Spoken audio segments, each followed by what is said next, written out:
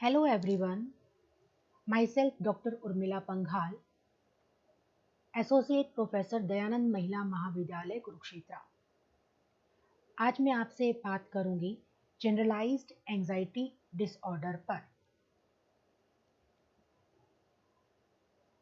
Generalised anxiety disorder anxiety based disorders यानी वो विकार जिनमें मुख्य कारण चिंता रहता है, तो एंजाइटी बेस्ड डिसऑर्डर्स की कैटेगरी के अंतर्गत आता है। इसको हम शॉर्ट फॉर्म में जीएडी भी कहते हैं और हिंदी में इसका नाम है सामान्यीकृत चिंता विकार। इसको दुश्चिंता विकार भी कह सकते हैं। एंजाइटी बेस्ड डिसऑर्डर्स में चिंता प्रमुख कारण होता है और जीएडी का दूसरा नाम फ्री फ्लोटिंग एंजाइटी भी कहा जाता है। फ्री फ्लोटिंग एंजाइटी का मतलब होता है कि जब चिंता का कोई प्रत्यक्ष कारण न हो, बिना किसी कारण व्यक्ति जब चिंता करता है तो उसे जीएडी कहते हैं। और जीएडी के रोगी में यह चिंता बहुत लंबे समय तक चलती है। अब बात करते हैं जनरलाइज्ड एंजाइटी डिसऑर्डर की परिभाषा के बारे में। रोजेन एंड ग्रेगरी इसको एक्सप्लेन करते हुए बतलाते हैं कि जीएडी या जिसे हम न्यूरोटिकली एंग्शियस व्यक्ति भी कहते हैं, यानी कि जिसमें न्यूरोटिक किसे कहते हैं, जिसमें बहुत अधिक चिंता हो, बिना किसी कारण की चिंता, तो यही जीएडी भी हुआ। और न्यूरोटिकली एंग्शियस एक ही बात है। तो जीएडी का व्यक्ति बहुत ही टेंस रहता है, चिंतित रहता है और आशंकित रहता है। आशंकित मतलब जैसे कुछ बुरा होने वाला है, आशंकाओं से घिरा रहता है।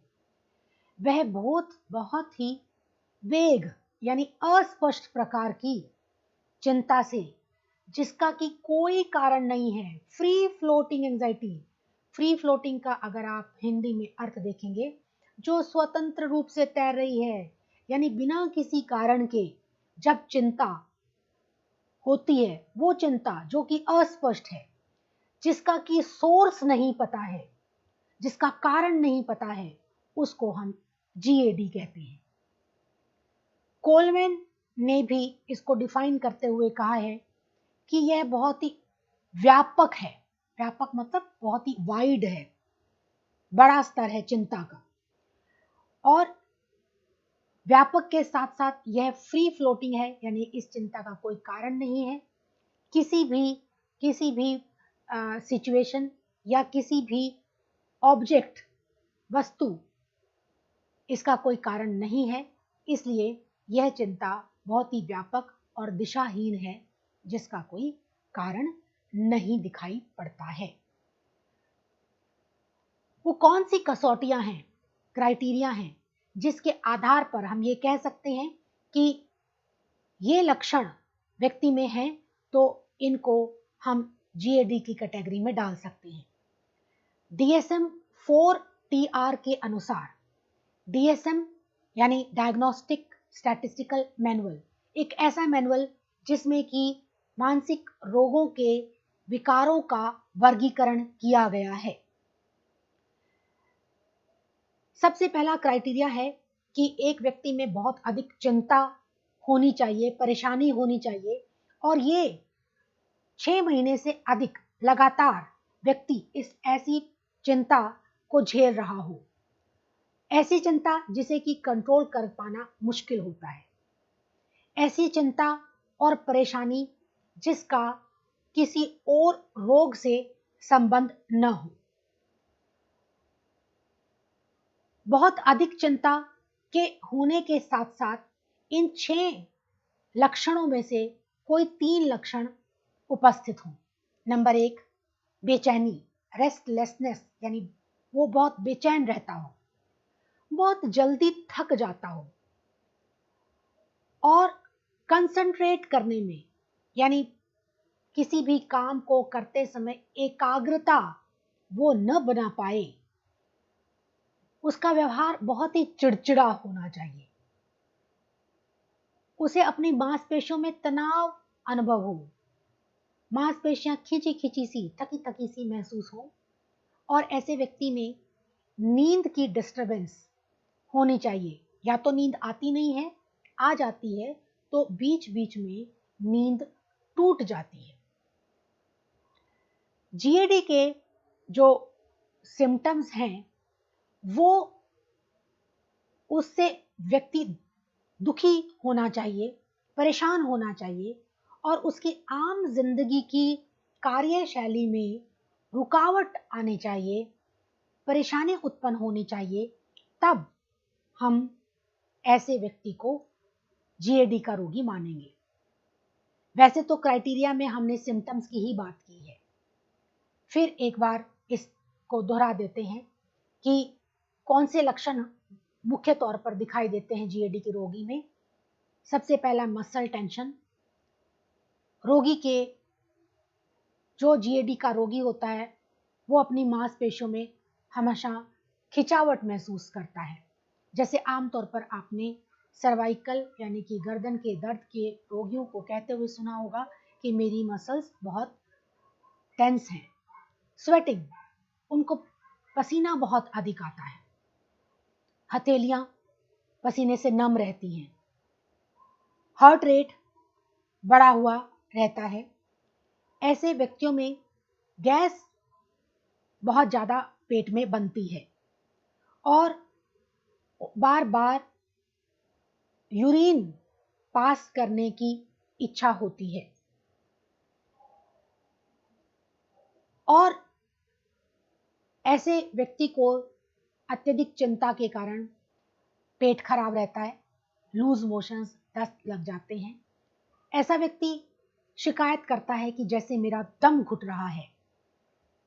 उसे या तो नींद आती ही नहीं है, आती है तो बार बार उसकी नींद रात को खुल जाती है। ये कुछ लक्षण है। इसके साथ ही ऐसे व्यक्ति में क्योंकि चिंता बहुत अधिक रहती है तो चिंता के दौरे भी पड़ते हैं।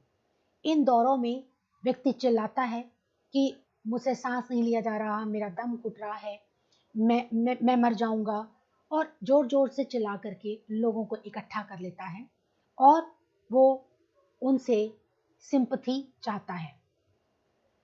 जीएडी के रोगी में हल्का विषाद यानी डिप्रेशन भी देखने को मिलता है। ऐसे रोगी अपने बारे में अच्छी फीलिंग्स, उपयुक्त फीलिंग्स नहीं रखते हैं। अब हम बात करते हैं प्रेवलेंस की, कि आम जनसंख्या में कितने परसेंट रोगी, कितने परसेंट जीएडी के रोगी होते हैं। तो सर्वे के मुताबिक कुल जनसंख्या का 3% जीएडी के रोग से ग्रसित होता है। कोरमोर्बिडिटी का मतलब होता है कि जीएडी के साथ किसी व्यक्ति को अगर जीएडी का रोग है तो इसके अलावा कोई और रोग होने के भी चांसेस होते हैं। जीएडी के साथ को अकरेंस यानी कौन से रोग और हो सकते हैं, तो एंजाइटी डिसऑर्डर जैसे कि जीएडी खुद एक एंजाइटी डिसऑर्डर है। इसके अलावा फोबिया है, ओसीडी है, तो ये रोग भी ऐसे व्यक्ति में हो सकते हैं। और मूड से संबंधित डिसऑर्डर जैसे कि डिप्रेशन। तो जो जीएडी के रोगी होते हैं उनमें, उन सभी रोगियों में हल्का विषाद पाया जाता है। किस उम्र के लोगों में ये रोग डेवलप होता है, इसको लेकर के स्टडीज हुई तो ये देखा गया कि कोई उम्र निश्चित नहीं है। जीएडी के रोगियों ने ये बतलाया कि हम तो अपनी ज़िंदगी का 80% टाइम जो है एंजाइटी से जूझते रहे हैं। अब हम बात करते हैं इटियोलॉजी की। इटियोलॉजी यानी कारण, कॉजेज। जीएडी होने के कौन से कारण हैं जिनकी वजह से जीएडी का रोग उत्पन्न होता है? सबसे पहला कारण साइको एनालिटिकल फैक्टर्स, मनोविश्लेषणात्मक कारक। मनोविश्लेषण के बारे में एक बहुत ही फेमस साइकोलॉजिस्ट हुए हैं फ्रायड, सिगमंड फ्रायड। उन्होंने बहुत सा काम किया है और साइको एनालिसिस यानी मनोविश्लेषण का आधार वो मानते हैं कि अचेतन मन में छिपी हुई, सप्रेस की हुई, दबाई हुई जो सेक्सुअल या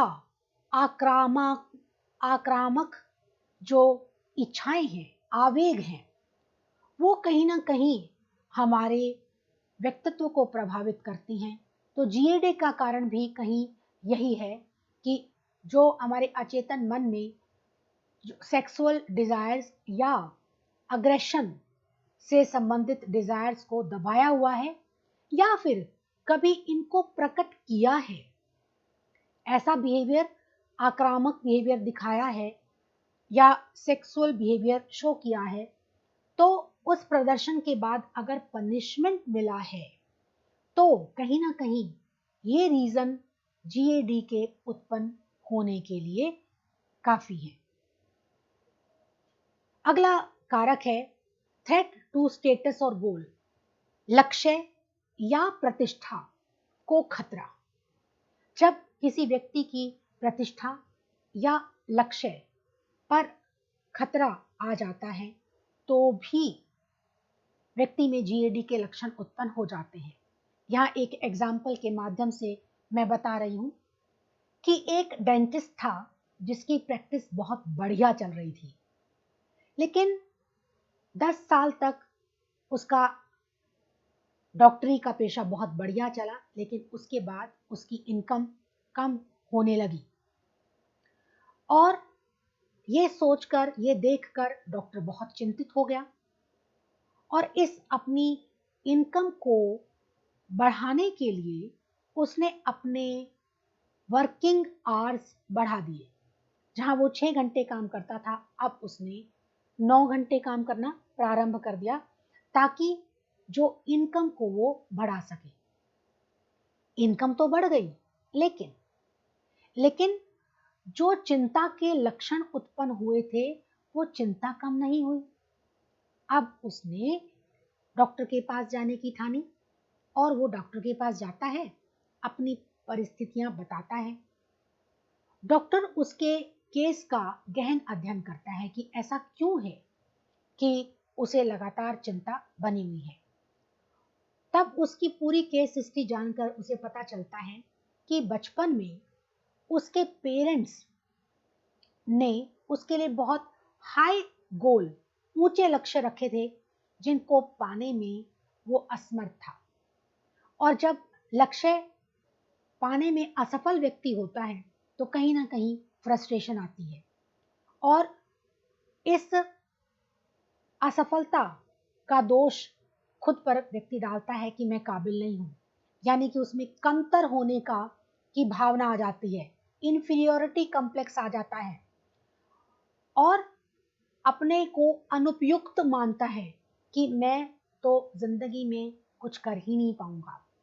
इस केस में जब उसकी इनकम कम होने लगी तो कहीं उसे अपनी प्रतिष्ठा में एक जो रुकावट है या कमी या खतरा उत्पन्न होने की आशंका उत्पन्न हुई और इसी खतरे को लेकर के उसके अंदर जीएडी के लक्षण उत्पन्न हो गए, क्योंकि कहीं उसे लगता था जैसे बचपन में मुझे सभी नालायक समझते थे या मैं कुछ कर नहीं पाऊंगा ऐसा समझते थे, तो कहीं वही बात अब मेरे साथ न हो जाए। नेक्स्ट कारक है गिल्ट फीलिंग, अपराध भावना और दंड पाने का भय। जब व्यक्ति कोई कार्य ऐसा करता है जिसे समाज के लोग नहीं चाहते कि वो करे, लेकिन अगर करता है तो उसे कहीं ना कहीं अपने व्यवहार के लिए पनिशमेंट मिलेगी, ऐसा वो समझता है। जैसे छोटा सा एग्जाम्पल है कि अगर एक व्यक्ति रिश्वत लेता है, हर कार्य के लिए रिश्वत लेता है, उसे पता है कि रिश्वत लेना गलत है, लेकिन वो लेता है। लेने के बाद क्योंकि उसे पता है कि ये गलत है, उसके अंदर अपराध भावना आती है और उसे ये भी पता है कि जिस दिन मेरा ये राज खुल गया तो मुझे पनिशमेंट भी मिलेगी। इस कारण से कहीं ना कहीं व्यक्ति में जो जीएडी के लक्षण हैं वो उत्पन्न होते हैं। अगला कारण है कि जब व्यक्ति एंटी सोशल यानी समाज के विरुद्ध कार्य करने की इच्छाएं रखता है, ऐसे में भी व्यक्ति अपना आत्म अवमूल्यन करता है।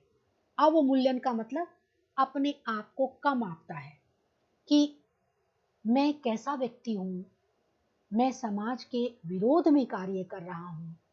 क्योंकि उसे पता है गलत कार्य कर रहा है, इसीलिए वो अपने आप को सही नहीं मानता है और जब वो ऐसा मानता है तो उसके अंदर जीएडी के लक्षण उत्पन्न हो जाते हैं। अगला कारण है कंडीशनिंग, अनुबंधन। अनुबंधन का मतलब जब दो चीजें साथ साथ प्रस्तुत की जाती हैं, लगातार साथ साथ हम उनको देखते हैं, तो जब किसी दिन हमें एक दिखाई दे तो अपने आप ही दूसरे की याद आ जाती है, क्योंकि अक्सर हम उन दोनों को साथ साथ देखते रहे हैं। यहां पर भी कंडीशनिंग ये बतला रही है कि जीएडी का रोग कंडीशनिंग के कारण उत्पन्न होता है। जैसे जैसे कि बच्चा अगर मां को एक छिपकली देखने पर चिल्लाता देखता है, तो क्योंकि वो हर बार देखता है मां छिपकली को देख करके चिल्लाती है, तो जब कभी छिपकली को वो देख लेगा तो वो भी चिल्लाएगा, क्योंकि उसने इस व्यवहार को बार बार घटित होते हुए देखा है। अब यहाँ एक छोटा सा एग्जाम्पल है कि एक छोटा बच्चा सफेद चूहे को देख करके खुश होता है। नेचुरल रिस्पॉन्स है, स्वाभाविक प्रत्युत्तर है। लेकिन अगर बच्चे के सामने बहुत जोर की आवाज की जाए, जैसे कि एक ये लोहे की बार है, लोहे की डंडी है, उसके ऊपर हथौड़े से चोट की जाए तो हथौड़े की चोट से बहुत तेज आवाज निकलती है, जिस आवाज को सुन करके बच्चा डर जाएगा। ये भी एक नेचुरल रिस्पॉन्स है। अब हमने कंडीशनिंग कराई कैसे कि जब चूहा बच्चे के सामने होता और ये बच्चा चूहे की तरफ, चूहे के पास जाने का प्रयास करता, तभी इस लोहे की छड़ पर हथौड़ा जोर से मारा जाता और जोर से आवाज आती। ऐसा कई बार किया गया। जैसे ही बच्चा चूहे के पास, सफेद चूहे के पास जाने की कोशिश करता, जोर की आवाज की जाती और बच्चा रोने लगता। अब अगली बार, क्योंकि कई प्रयासों में ऐसा कर लिया था, उसके बाद फिर सिर्फ चूहा दिखा, आवाज नहीं अभी की थी, लेकिन जैसे ही चूहा दिखा बच्चों ने रोना शुरू कर दिया, क्योंकि उन दोनों को बार बार इकट्ठा आते हुए देख रहा था। उसे ये एहसास हो गया चूहा आ गया, अब बहुत तेज आवाज भी आएगी, इसलिए वो पहले से ही डर गया। ये क्या है? कंडीशनिंग, अनुबंधन। इन दोनों का साथ साथ प्रेजेंट करने से ये दोनों चीजें जुड़ गई। जीएडी में भी कंडीशनिंग का रोल होता है। कैसे? जैसे आपने देखा होगा, बच्चा अगर गाली देता है और आप हंसते हो तो वो बार बार गाली देता है, क्योंकि उसको एक पॉजिटिव रिस्पॉन्स मिल रहा है कि देखो मैं गाली देता हूं, इसका मतलब कोई अच्छी बात होगी, सारे हंस रहे हैं, तो वो उस व्यवहार को बार बार रिपीट करता है। लेकिन अगर एक बार बच्चा गाली दे उसको अगर थप्पड़ मिले, डांट मिले, तो आगे से बच्चा नहीं करेगा, क्योंकि उसे पता है कि ये गलत व्यवहार है। तो जीएडी भी, यानी कि हम ये मानते हैं कि जो पुरस्कार है वो जीएडी के लक्षणों को उत्पन्न करता है। जैसे आपने देखा होगा कि बच्चे कई बार स्कूल जाते समय, स्कूल के समय पेट दर्द का बहाना बनाते हैं।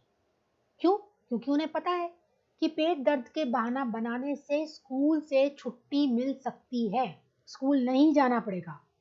अगर माँ ने पहले जब भी पेट दर्द हुआ स्कूल नहीं भेजा, तो इस कंडीशनिंग के कारण ही उसने ये लक्षण सीख लिए।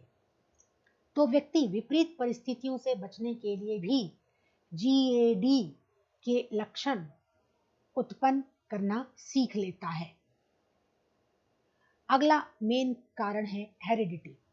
हेरिडिटी यानी कि एक बच्चे को जो गुण मिले हैं वो माता और पिता से मिलते हैं, माता और पिता की पूरी पीढ़ी से मिलते हैं। तो अगर जीएडी का रोग माँ की तरफ या पिता की तरफ, उनकी फैमिली में अगर किसी को है, या माँ या पिता को जीएडी का रोग है, या इनकी भी आगे जो जनरेशंस में, फैमिलीज में अगर किसी को रोग है, तो चांसेस है कि इनके बच्चे में भी जीएडी के रोग के उत्पन्न होने की संभावना है। अगला कारण है कॉग्निटिव बिहेवियरल फैक्टर्स। कॉग्निटिव यानी संज्ञानात्मक, व्यवहारात्मक कारक। संज्ञान शब्द आपने सुना ही होगा। संज्ञान का मतलब कि आप जानकारी लेते हो। जैसे न्यूज में आप सुनते हो, सरकार इस विषय में संज्ञान लेगी, यानी पता करेगी, इंफॉर्मेशन लेगी। तो ये व्यवहार के बारे में आपको पता ही है। यहां पर जीएडी के उत्पन्न होने का कारण कॉग्निशन है। कॉग्निशन का मतलब हम किसी भी परिस्थिति को किस प्रकार से लेते हैं, उसकी व्याख्या किस प्रकार से करते हैं। तो जब व्यक्ति के सामने ऐसी परिस्थितियां हों जिनको पहले से उनके बारे में बता पाना संभव ना हो, अनप्रिडिक्टेबल मतलब जिसकी पहले से भविष्यवाणी ना कर पाए, और ऐसी परिस्थितियां जो हमारे कंट्रोल से बाहर हैं, जिनको हम कंट्रोल नहीं कर सकते हैं, ऐसी परिस्थितियों में व्यक्ति में जीएडी के लक्षण उत्पन्न हो सकते हैं। जैसे कि अगर किसी व्यक्ति का बॉस बहुत ही गुस्सैल टाइप का है और उसके व्यवहार के बारे में कभी भविष्यवाणी नहीं की जा सकती। अभी तो वो खुश नजर आ रहा है और अगले ही पल वो गुस्सा हो सकता है, क्योंकि उसमें मूड बदलते रहते हैं। या फिर किसी व्यक्ति का पति या पत्नी, स्पाउस, पति किसी व्यक्ति की पत्नी या किसी महिला का पति, वो भी, उसका मूड भी हम उसके बारे में भी नहीं बता पाएंगे कि वो अगले ही पल क्या करेगा। ऐसी परिस्थिति में क्या होता है, व्यक्ति हमेशा एक एंजाइटी की परिस्थिति में बना रहता है कि पता नहीं अगले ही पल इसका मूड कैसा होगा। और जब ये एंजाइटी लंबे समय तक चलती है तो ये जीएडी का रोग बन जाती है। नेक्स्ट कारण है reactivation of prior trauma. Prior यानी पहले हुआ, ट्रॉमा यानी आघात। जीवन में पहले कभी कोई आघात लगा हो, कोई झटका लगा हो, वैसा ही आघात दोबारा से अगर कोई आघात व्यक्ति को मिलता है तो उसमें GAD के लक्षण उत्पन्न होने की संभावना रहती है। जैसे एक व्यक्ति का बचपन बहुत ही खराब बीता। खराब कैसे? कि बचपन में पिता उससे बहुत उम्मीदें रखते थे और वो उनकी उम्मीदों पर खरा नहीं उतरता था, तो उसकी बहुत आलोचना किया करते थे। जैसे आप देखते हो +2 में 95% मार्क्स आने पर भी पेरेंट्स बच्चों को क्रिटिसाइज करते हैं, 5% कहाँ कट गए। तो ऐसे में बच्चे की 95 की खुशी तो गायब हो जाती है और वो 5% के पीछे बहुत सुनता है, वो उसके लिए आघात होता है। जरा जरा सी बात पर जब हम बच्चे की आलोचना करते हैं तो कहीं ना कहीं वो अपना सेल्फ कॉन्फिडेंस खो देता है और अपने बारे में भी कमतर सोचता है। उसे लगता है कि मैं कभी कुछ कर ही नहीं पाऊंगा। ऐसा इस बच्चे के साथ था। पढ़ाई पूरी की, नौकरी करने लगा। नौकरी की, किस्मत से उसका बॉस, उसका सुपरवाइजर बहुत ही अच्छा था, जो हमेशा उसको सम्मान दिया करता था, उसकी प्रेज किया जाता था।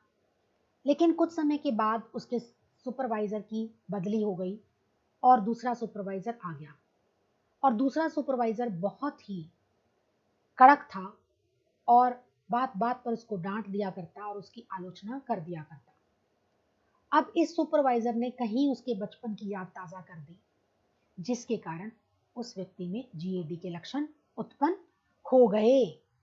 तो पहले वाले आघात दोबारा से रीएक्टिवेट हो जाएं, वो भी GAD का कारण बनते हैं। नेक्स्ट है एंजाइटी अराउजिंग डिसीजन। ऐसे निर्णय जो कि व्यक्ति में चिंता उत्पन्न करते हैं। अगर कोई व्यक्ति गलत निर्णय ले लेता है तो भी व्यक्ति में चिंता उत्पन्न होती है। जैसे ऐसे व्यक्ति में GAD के लक्षण उत्पन्न होते हैं जिनमें अपने ऊपर विश्वास नहीं रहता, या जिनका बचपन असुरक्षा में बीता, या जिनमें अपने को लेकर के कम आंकते हैं कि मैं कुछ कर नहीं पाऊंगा। यहाँ एक छोटा सा एग्जाम्पल है। एक बहुत ही अच्छा सफल व्यवसायी था, उसको अचानक से GAD के लक्षण उत्पन्न हो गए। चिकित्सक ने उसके केस की पूरी स्टडी की तो ये पाया कि उसका बचपन बहुत ही गरीबी में बीता, बहुत ही असुरक्षा में बीता। इसी कारण की वजह से उसने अपने से 8 साल बड़ी औरत से शादी की कि मुझे इससे सुरक्षा मिलेगी।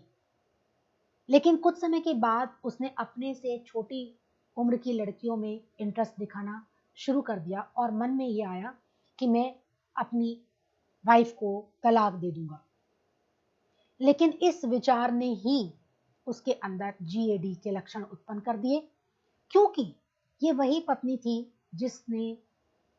जिससे उसने शादी ही इसीलिए की थी कि मैं सुरक्षित रहूंगा। लेकिन जब इसी को तलाक दे रहा है तो कहीं ना कहीं अचेतन मन में वह असुरक्षा से भर रहा है, जिसकी वजह से GAD के लक्षण उत्पन्न उसमें हो गए। अब हम बात करते हैं ट्रीटमेंट की। GAD का ट्रीटमेंट संभव है एंटी एंजाइटी ड्रग्स के माध्यम से। ऐसी दवाएं जो कि चिंता को कम करती हैं, जिसे हल्के प्रशांतक भी कहा जाता है, और साइकोथेरेपीज की सहायता से। साइकोथेरेपीज मनोचिकित्सा, ऐसी चिकित्साएं जिनका आधार मनोवैज्ञानिक होता है, मनोविज्ञान के नियम जिस पर कार्य करते हैं। और 2 प्रकार की जो थेरेपीज हैं, cognitive behaviour therapy. Cognitive behaviour therapy वो थेरेपीज हैं जिनके माध्यम से व्यक्ति के सोचने के तरीके में, व्यवहार करने के तरीके में बदलाव लाया जाता है। और ग्रुप थेरेपी व्यक्ति को समूह में रख करके मनोचिकित्सा प्रदान की जाती है। तो GAD का इलाज संभव है। और इसके साथ ही हमारा ये टॉपिक खत्म होता है। Thank you, good bye.